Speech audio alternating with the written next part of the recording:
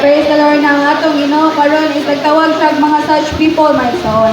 Which is kita mga batanon, my son. Amen. Na may mo datang magamit sa Ginoo and as young as we are, masama ang tatang Samuel, my son. We should offer ourselves the Lord sa atong pagabatanon.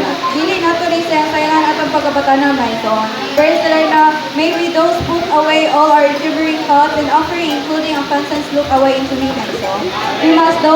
We must be those who will become the factor to become the fulfillment in God's plan, my son. And all we need to do is to look away unto Him, my son. In this way, we may take Him as our head and care only what people Him, and in the end, we will be His overcomers in this age, hasten His return to establish His kingdom, my son.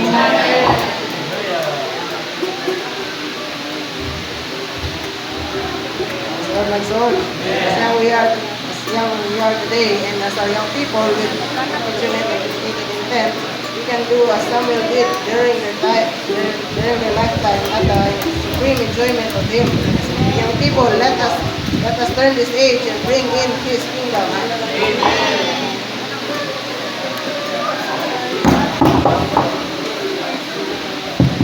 Amen. Salamat sa Ginoo, Mason. Ang message to nag-isgot siya unsaon natong pag-pressure sa atong Ginoo sa adlaw sa atong pagkabatanon.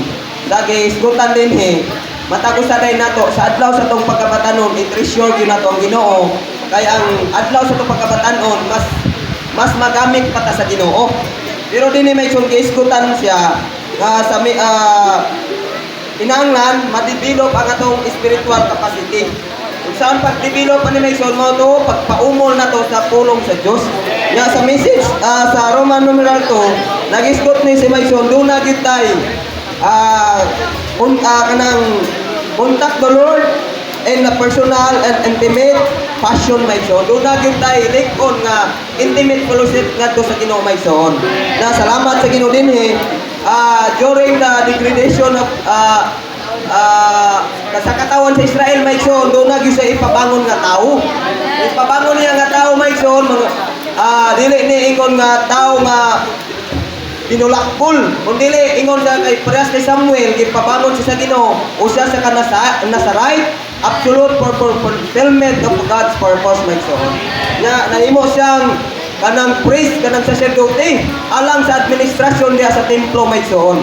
Na nahimo po siyang prophets alang sa pagpamulong sa pulong sa Dios sa panahon ni Eli nga sacerdote, Mason, na daot ang administrasyon una wala sila nakadungog sa mamulong ang Dios nga naman ngit-ngit na nga panahon, Mason.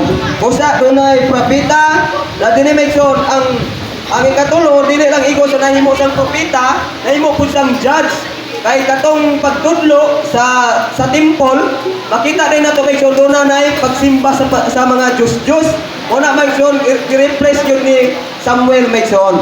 Ya ang last ani, Mason, nahimo po siyang man of prayer.